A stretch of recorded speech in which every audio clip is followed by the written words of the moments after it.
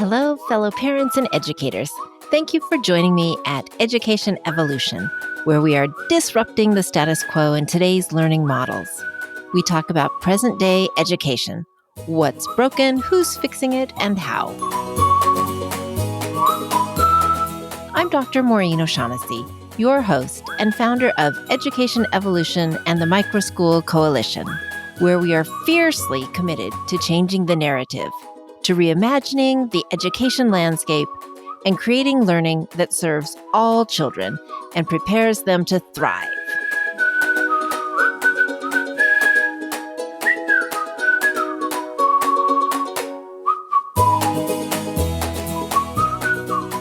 Good morning, Education Evolution listeners. Today I'm looking at one of the huge benefits of parents getting involved right now in pandemic pods and in microschools, parent empowerment. I'm going to address the village approach to raising a child, synergy with common goals to maximize learning, and 3 steps every school leader can take to support parent empowerment. First, the village approach. Most of us have heard the proverb that it takes a village to raise a child. Some attribute this proverb to African and others to Native American culture. Both cultures are very communal. This proverb goes beyond giving parents a hand, and it stresses that the whole society is needed. Everyone needs to be involved in raising a child.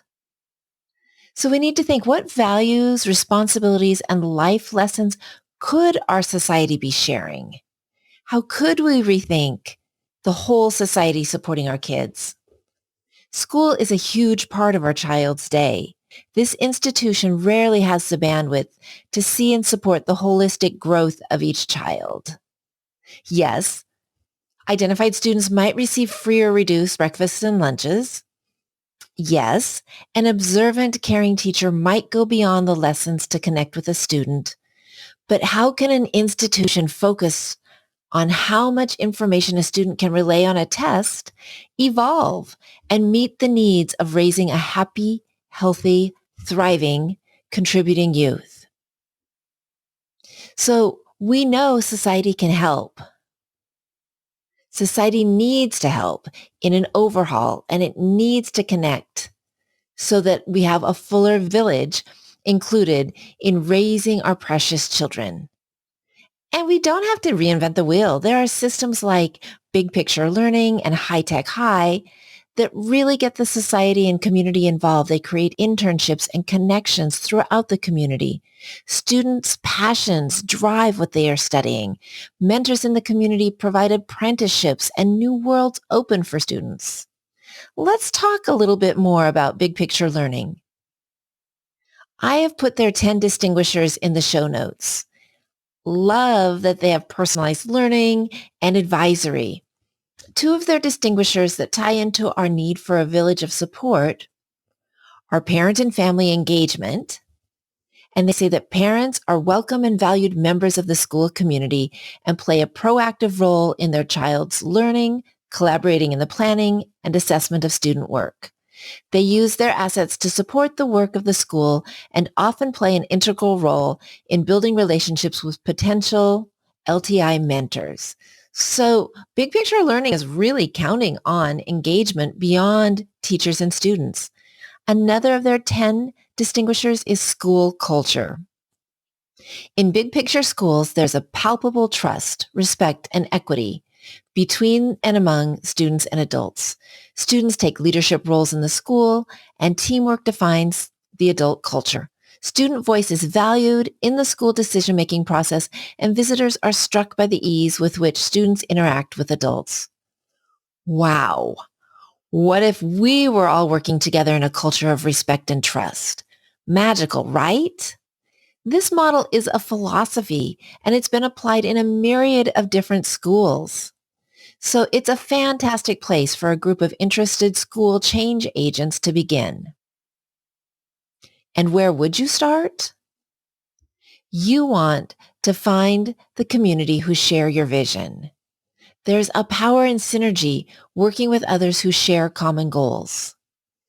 And I bet some of your goals are maximizing learning and development using current research. That's a great place to start. Research who is doing learning well. What features could easily be added to an existing system? How could large schools and districts be broken into smaller pieces with more autonomy? A lot of times a school within a school breaks away and has the resources of the larger school, but has a focus on the arts or STEM or you name it. Which teachers would be willing to join your group and share an inside perspective of the school workings? So these are all pieces as you're creating this sense of synergy. You really want like-minded people working with you. Think outside of the box. Who are those people? You are getting more involved in your students' education. Let this be the beginning. Regardless of the pandemic, keep going and help create these synergistic groups that can influence change in our schools. Third, let's look at school leaders. School leaders, you can be a resource and support our engaged and passionate parents. Here are 3 steps that every school leader can take to support parent empowerment in the classroom or the micro school. School leaders create a parent advisory to explore school models, community resources, and the current research on holistic learning that includes mental health support and equity in our schools. Pull in some innovative teachers. Set measurable goals and meet at least monthly to move forward in achieving those goals. Second, look at how you can create pockets of change. We're not going to turn things around overnight, but look at the programs that are in demand and have waiting lists. Is there a choice school in your district that could be replicated? Is there a successful drama teacher in your building who could become the center of a performing arts school within a school for artsy kids? What pockets of change might you be able to create? Third, do not settle for the status quo. I know you are slammed that you have so many conflicting and competing priorities. Ethical leadership guru Stephen Covey is one of my favorites. I've taken pretty much all of his trainings over the years, and he wrote the book that The 7 Habits of Highly Effective People. In habit 3, he reminds us we have to put first things first. He says, putting first things first means organizing and executing around your most important priorities. It is living and being driven by the principles you value most, not by the agendas and forces surrounding you. And I know if you're like I am, you do get this parent that has a big concern, or you get these things that feel urgent and they're not necessarily your top priorities long-term, but you're pulled in various directions. And he has some suggestions for us on how we can plan around our biggest and most important priorities and not leave important things to chance. I'm sure that the mental health statistics that tell us that our youth are anxious, depressed, and not thriving keeps you up at night, as it does me. It's a priority for me as a school leader to think about how I can be more holistic and how I can really make sure that my students' mental health is addressed and not just their graduation requirements. So how can you create time to focus on this priority that goes beyond any achievement test in terms of importance? Covey explains the 4 quadrants of time management, and I have some links in the show notes. He talks about we are pulled by what's important and not important. So those are 2 rows in his chart. And then he talks about what's urgent and not urgent. So if something is urgent and important, it's like the pandemic. It's like we have to keep our kids safe. That's quadrant 1. Quadrant 2 is important stuff that's not urgent, that's not a fire to be put out immediately. This is where we get to focus on our priorities and what aligns with our principles. We get to do proactive work. We have important goals. This is where we do our creative thinking and where our advisory board with parents and innovative teachers would come in. This is planning and preventing, so it's proactive. It's relationship building. It's learning and renewal. It's giving you time to reflect and to breathe. It's recreation so that you have a work-life balance. On the second row, he talks about the not important. They're urgent distractions and people, oh my gosh, I have to talk to you now, that are unnecessary, that are interrupting, that are irrelevant. You've got to steer clear of these. You've got to really have clear boundaries and filters. And then there's just the waste of time, quadrant 4, not urgent, not important. That's when like we're on overload and we might be playing a game on our phone or scrolling through social media. These are time wasters. So if we can really get in quadrant 2, we can focus on making these important changes that are really powerful for us. So my microschool is listening to parents and students, and we're trying really hard in this pandemic to look at the holistic piece. It is not pretty creating change. We looked at how we could be outside. And this past week, we were outside and checking the Wi-Fi and listening to the noise. And we became aware of how noisy our neighborhoods are and how limited our Wi-Fi is outdoors. So we had to pivot, and microschools can pivot pretty quickly because they are small and nimble. And we decided we needed remote mornings, and we need the kids to do the classes that take online, any research, writing, online math, and then we'll come together in the afternoons and make it much more project-based, much more mental health, social connection-based. And any of our kids that need to stay in the remote learning will work really hard in the afternoons to weave them into those conversations. So we're just like everybody else. How do we do this? And we're constantly adjusting, but we're willing to adjust. And everybody needs to be demanding that schools keep adjusting so that we're serving kids.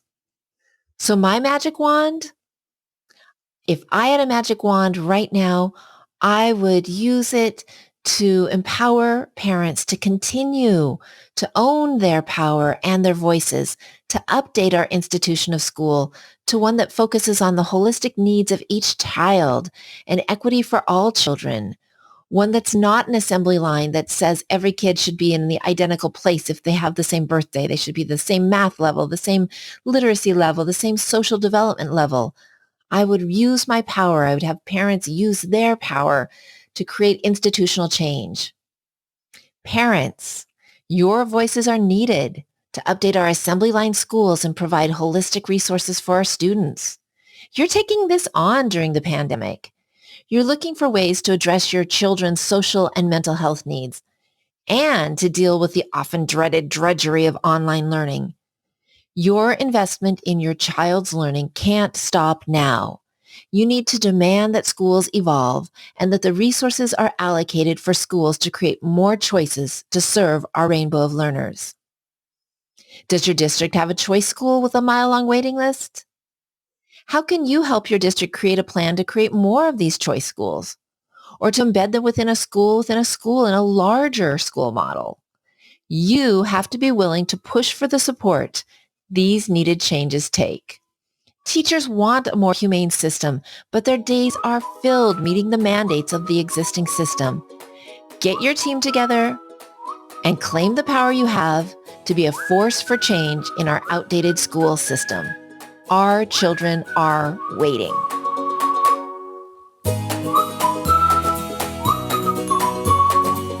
If you're finding yourself thinking, I need to do this in my school, let's talk about it. Earlier this year, I got to present models for diverse learners for the South American Inclusion School of 2020 conference.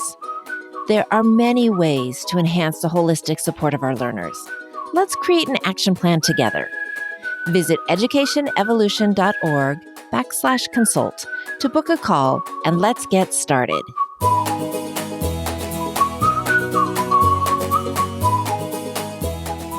Education Evolution listeners, you are the ones to ensure we create classrooms where each student is seen, heard, valued, and thriving. We need you. Let's go out and reach every student today. Leaving a rating and review for this podcast lets others know that you find it of value and gets it in the earbuds of more educational leaders like you.